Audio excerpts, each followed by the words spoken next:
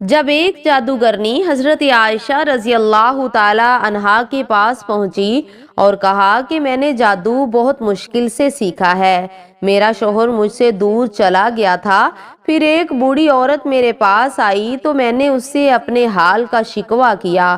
اس نے کہا کہ اگر تو وہ سب کرے جس کا میں تجھے حکم دوں تو تیرا خامن تیرے پاس لوٹ آئے گا۔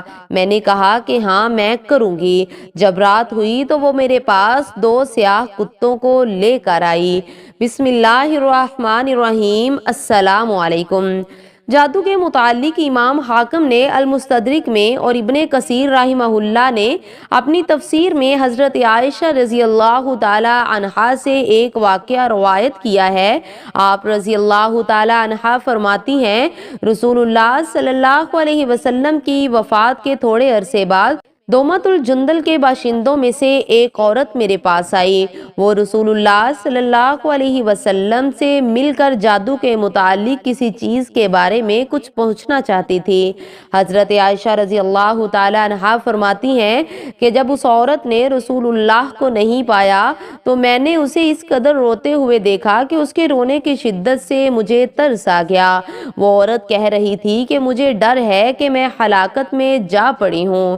یعنی حضرت عائشہ رضی اللہ تعالی عنہا نے اس سے واقعے کی تفصیل پوچھی تو اس نے مجھے بتایا، میرا شوہر مجھ سے دور چلا گیا تھا، پھر ایک بوڑھی عورت میرے پاس آئی تو میں نے اس سے اپنے حال کا شکوہ کیا۔ اس نے کہا کہ اگر تو وہ سب کرے جس کا میں تجھے حکم دوں تو تیرا خامن تیرے پاس لوٹ آئے گا۔ میں نے کہا کہ ہاں میں کروں گی۔ جب رات ہوئی تو وہ میرے پاس 2 سیاہ کتوں کو لے کر آئی۔ ان کتوں میں سے ایک پر وہ خود سوار ہو گئی اور دوسرے پر میں سوار ہوئی۔ ان کتوں کی رفتار تیز نہ تھی۔ ہم چلتے رہے یہاں تک کہ شہر بابل پہنچ کر رکے۔ وہاں 2 آدمی اپنے پیروں سے ہوا میں لٹکے ہوئے تھے۔ انہوں نے پوچھا کہ تجھے کیا ضرورت ہے اور کیا ارادہ لے کر آئی ہے؟ میں نے اپنی حاجت بیان کی اور کہا جادو سیکھنا چاہتی ہوں۔ انہوں نے کہا بے شک ہم آزمائش ہیں، لہٰذا تو کفر نہ کر اور واپس لوٹ جا۔ میں نے انکار کیا اور کہا کہ میں نہیں لوٹوں گی۔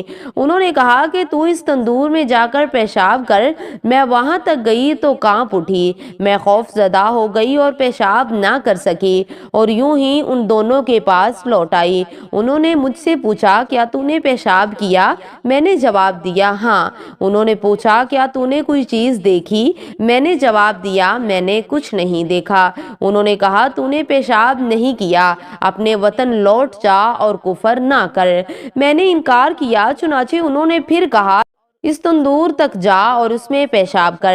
میں وہاں تک گئی، پھر مجھ پر کپ کپاہٹ طاری ہو گئی اور میں ڈر گئی۔ پھر میں ان کے پاس لوٹ گئی۔ انہوں نے مجھ سے پھر پوچھا تو نے کیا دیکھا؟ یہاں تک کہ اس نے بتایا کہ میں تیسری مرتبہ گئی اور تندور میں پیشاب کر دیا۔ بس میں نے دیکھا کہ میرے اندر سے لوہے کے گلو بند والا ایک گھڑ سوار نکلا اور آسمان کی طرف چلا گیا۔ تب میں ان کے پاس آئی اور انہیں اس بات کی خبر دی۔ انہوں نے کہا کہ تو نے سچ کہا، یہ تیرا ایمان تھا جو تیرے اندر سے نکل چکا ہے، اب تو لوٹ جا۔ پس میں یعنی حضرت عائشہ رضی اللہ تعالی عنہا نے اس عورت سے کہا اللہ کی قسم میں اس بارے میں کچھ نہیں جانتی، اور کہا کیا انہوں نے اس کے علاوہ بھی تجھے کچھ بتایا ہے؟ اس نے جواب دیا ہاں ضرور بتایا ہے کہ آپ جو چاہیں گی وہ ہو جائے گا۔ یہ گندم کے دانے لیجئے اور ان کو زمین میں بو دیجئے۔ چنانچہ میں نے وہ دانے لے لیے۔ اس نے کہا نکل آ، تو پودے نکل آئے۔ پھر اس نے کہا فصل کٹ جا، تو فصل کٹ گئی۔ اس نے کہا پس کر آٹا بن جا، تو آٹا بن گیا۔ پھر اس نے کہا روٹی پک جا، تو روٹی پک کر تیار ہو گئی۔